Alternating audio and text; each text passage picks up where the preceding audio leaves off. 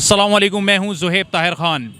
एक भी शख्स था जो खबर रखता था, एक तारा भी था जो सदा देता था। पाकिस्तान की सहाफ़त में असल खबर रखने वाला, पाकिस्तान की सहाफ़त में और 22 करोड़ अवाम की हुकूक की सदा देने वाला अरशद शरीफ, उसकी आवाज़ हमेशा के लिए खामोश हो गई, खामोश कर दी गई। क्या जज्बात हैं उनके चाहने वालों के, पाकिस्तान की आवाम के, पाकिस्तान की आवाम जिनके हुकूक की बात करते करते अरशद शरीफ इस दुनिया से चले गए। उनसे हम जानते हैं क्या उनके दिल की सूरत हाल है, क्या उनके अल्फाज की सूरत हाल है। अस्सलाम वालेकुम। वालेकुम सलाम। क्या कहेंगे अरशद शरीफ साहब आज हम में मौजूद नहीं हैं, जो हमेशा गरीब की बात करता था, हमेशा मजलूम की बात करता था। जी मैं उस वक्त ना ड्यूटी पे था, तो जैसे ही ये खबर पता चली ना, सारा दिन आज काम नहीं हुआ। यकीन करे, खाना क्या पीना क्या, मुझे ऐसा लग रहा है जैसे मेरा कोई अपना चला गया। खुदा की कसम, एक वो ऐसा बंदा था कि हक सच की बात करता था। उसने ये लोगों को बता दिया था कि ये लोगों, ये सारे मेरे से अब जज्बात में मैं काबू नहीं में रख पा रहा, किस तरह मैं आपसे लोगों से बात करूं। सबको पता है कि वो कैसे बंदा था कि सच की बात करता था। सिर्फ उसका ये गुनाह था कि वो उसने सबको बेनकाब कर दिया था, सबको। और मैं सिर्फ ये गुजारिश करना चाहूँगा कि कितनों को मारोगे। 22 करोड़ अवाम है, कितनी 22 करोड़ है, सबको मार डालोगे। इस मैदान से तो बच जाओगे, रोज़े हशर में तुम्हारा गिरबान मैं पकड़ूंगा इंशाल्लाह। रोज़े मैशे में नहीं बच पाओगे, वहाँ पे कोई सफारी नहीं चलनी, ओए मेरा मुंडा ही छड़ दी, नहीं, उत्थे अमला दे नबेड़े होने नहीं। ठीक है ना, एक गल मेरी सुन लो, जेड़ा जुल्म करेगा ना, इंशाल्लाह उस रब दी बारगाह के वो बच नहीं सकेगा, सब का हिसाब होएगा। अरशद शरीफ के लिए आपके ये जज्बात हैं, आपका असल उनके साथ ताल्लुक़ क्या? मैं उनका फ़ैन हूँ, बिया पाकिस्तानी भी हूँ, फ़ैन भी हूँ। फ़ैन तो छोड़ो यार, जो बंदा हक सच की बात करेगा मैं उसके साथ हूँ, ये जज्बात है। क्या कहेंगे जी आप? मैं क्या कहूँ, दिल की जो हालत है वो कैसे बयां करूँ।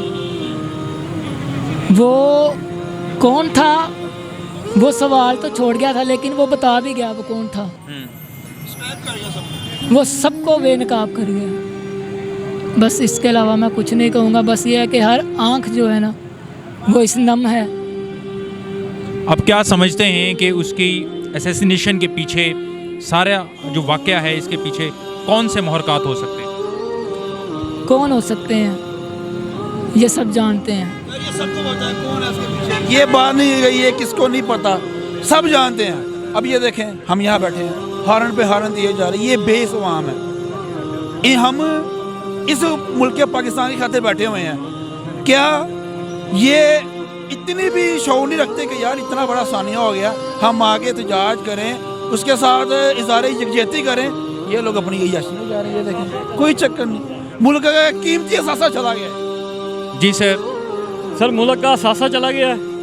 मुझे सबसे ज़्यादा तकलीफ़ तो चले वो है ही अरशद शरीफ भाई की, उससे बढ़ के ये तकलीफ़ है कि कौन सी सहाफ़ी बरादरी के लोग यहाँ लिबर्टी में इकट्ठे हुए हैं, कौन से न्यूज़ चैनल्स यहाँ पे आके कम से कम 2 मिनट के लिए वो किसी के लिए बात कर सके हों, किसी के साथ खड़े हो सके हों, या कोई मोमबत्ती जलाई हो। हमें तो तकलीफ़ है, इंसानियत की तकलीफ़ है। आज जो खून के आंसू हम लोग रोए हैं ना, ये यकीन करें कि वो भी रोएंगे जिन्होंने उनको तकलीफ़ पहुँचाई है। ज़रूर। लेकिन मीडिया ने तो सारा दिन भर कवरेज की है, सारे उनके मामलात दिखाए हैं, तज़िया निगार, उनके दोस्त अहबाब सब उनके घर भी पहुँचे हैं, उनकी फैमिली से भी हमदर्दी की है। आज आप यहाँ लाहौर के अंदर हमदर्दी उनके साथ कर रहे हैं, आप अब क्या आगे देखते हैं कि इनसे क्या मुतालबा करते हैं? मुतालबा सर हमारा किसी के साथ कोई नहीं है, अमन का, हकूक़ का, इंसाफ का। हम चाहते हैं कि अरशद शरीफ की बिल्कुल एक जो कहते हैं कि शफाफ किस्म की उनकी इन्वेस्टिगेशन होनी चाहिए, सुप्रीम कोर्ट के बिल्कुल अंडर होनी चाहिए, ताकि आम आवाम को पता चल सके कि अरशद शरीफ साहब का इतना बड़ा सानिया क्यों हुआ। बस। आप क्या कहेंगे अरशद शरीफ के हवाले से? देखिए, एक बहादुर सपूत اس دنیا سے رخصت ہو گیا. اس نے اپنا پیغام دے دیا کہ وہ کون تھا. آج گلی کے ایک چھوٹے چھوٹے بچے کو پتہ ہے کہ وہ کون تھا, نام کا بھی پتہ ہے وہ کون تھا. ارشد شریف کن حالات میں پاکستان چھوڑ کے گیا, کیوں پاکستان اس نے چھوڑا. ایک محب وطن جس کا والد شہید, جس کا بھائی شہید, وہ وطن چھوڑ کے کیوں جا رہا ہے, اس کے پیچھے کیا ریزن ہے. اس کے بعد وہ دبئی جاتے ہیں, دبئی سے اس کو ڈپورٹ کروا کے پھر کینیا بھیجا جاتا ہے. تو دیکھیے ہم میڈیا والوں سے سوال کرتے ہیں, ہم 5 بجے سے یہاں پہ ہیں, کوئی ڈیجیٹل میڈیا کا کوئی بندہ یہاں پہ نہیں آیا کہ ہم کھڑے ہیں کہ ارشد شریف کے ساتھ ہم بھی لوگ آئے ہیں, کھڑے ہیں. دیکھیے سوشل میڈیا پہ آپ ٹویٹر کھول لیں, ابھی ہر بندہ آپ کو جہادی نظر آئے گا, جی میں جہاد کر رہا ہوں, جی میں سب سے آگے ہوں. عملی کام یہ ہے کہ آپ سڑکوں پہ آئیں, آپ یہ بتائیں کہ ہم کھڑے تھے,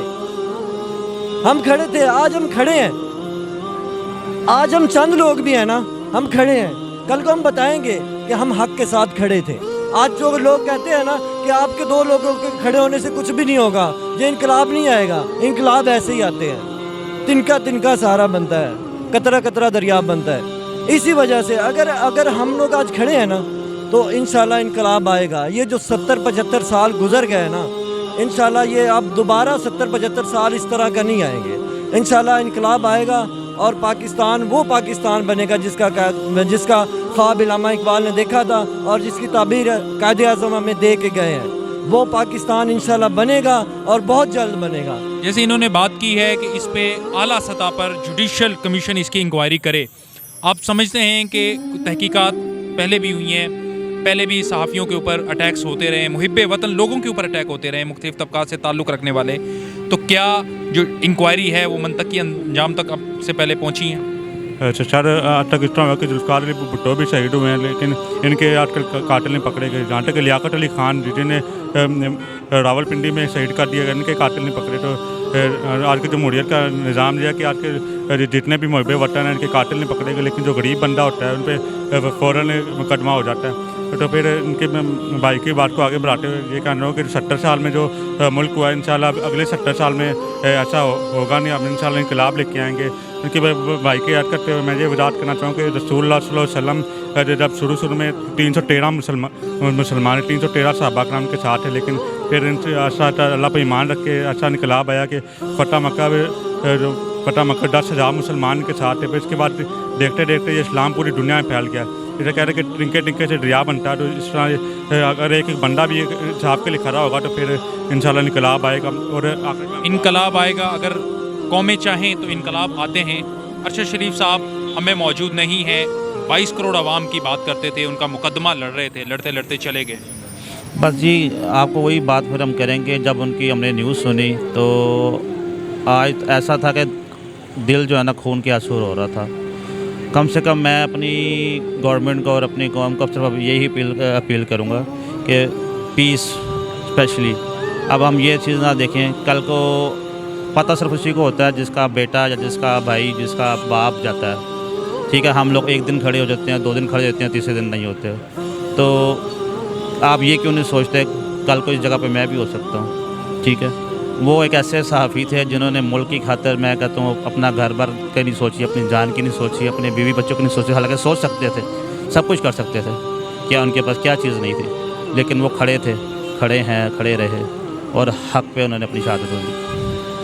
السلام علیکم. وعلیکم السلام. کیا کرتے ہیں سر؟ سر میں لا کا اسٹوڈنٹ ہوں, LLB کر رہا ہوں. سب سے پہلے تو میں آپ کا شکریہ ادا کرنا چاہوں گا کہ میں نے لاہور کی تنظیم کو, صحافتی تنظیم کو دیکھا ہے بڑے کلوزلی. میں نے پاکستان کی صحافتی تنظیم کو دیکھا ہے, کچھ صحافیوں کو نکال کے.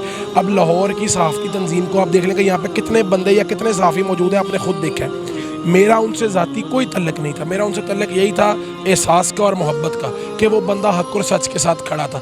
وہ حق اور سچ کے ساتھ کھڑا ہونا آج مجھے یہاں پہ کھڑا کر گیا ہے کہ ان کے ساتھ دیکھیں کہا جا رہا ہے کہ جی ایکسیڈنٹل ہو گیا جو ہو گیا.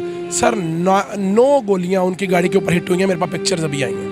9 گولیاں ایکسیڈنٹلی ہٹ ہو جاتی ہیں. بتائیں نا آپ, یہ قوم سے سوال ہے ہمارا. اب یہ بتائیں کہ ارشد شریف کا جو لہو ہے وہ رنگ لائے گا کوئی بہتری پاکستان کی عوام کے لیے, جن کا وہ مقدمہ لڑتے لڑتے اس دنیا سے چلے گئے, ان کی زندگیوں میں بہتری دیکھ رہے ہیں؟ دیکھیں انشاءاللہ تعالی اگر میرے اللہ نے چاہا تو پاکستان میں انقلاب تو آنا ہی آنا ہے. جس طرح گھر بنانے کے لیے نیہ کی ضرورت ہوتی ہے نا، اس انقلاب کو آغاز دینے کے لیے عرش شریف کا خون اس کی نیوں میں شامل ہوگا، اور انشاءاللہ تعالی اسی خون سے انقلاب آ کے رہے گا. اور یہ بندے نے جس نے ناحق قتل ہوا ہے، ناحق ان کو شہید کر دیا گیا ہے، اس کا حساب یہاں تو عدالتیں ٹھیک ہے اپنا ہے، ہم کہیں گے عدالت سے بھی، ہم عدالت عالیہ سے بھی کہیں گے، چیف جسٹس آف پاکستان سے بھی اپیل کریں گے کہ اس پہ 100 موٹو لے کے اس کے اوپر تحقیقات کروائی جائے. لیکن جو سب سے بڑی عدالت اوپر عدالت ہے، ہم اللہ کے سپرد کریں گے یہ معاملہ، اور اللہ انشاءاللہ ہر چیز کا بہتر حساب لینے والا ہے. اللہ تو قادر مطلق ہے، قدرت رکھتا ہے، اور ہر شے کی ہر جان کے اوپر قدرت ہے. یقینی طور پہ بروز محشر تو حساب ہوگا. کیا عرش شریف کے قاتلوں کو دنیا میں بھی ان کا کوئی انجام دیکھ رہے ہیں؟ دنیا میں مطلب پاکستان میں تو کچھ نہیں کہہ سکتے کہ ان کا کیا حساب ہوگا کیا نہیں ہوگا، مطلب باقی میں ایک نا امیدی سی ہے، مگر بات وہی ہے کہ بس شکایت پھر اوپر اللہ سے ہی کرنی ہے.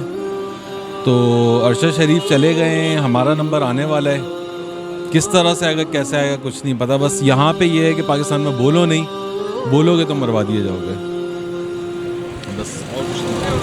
آزادی اظہار رائے کے دعوے ہوتے ہیں، لیکن عملاً اس پہ کوئی عمل نظر نہیں آتا.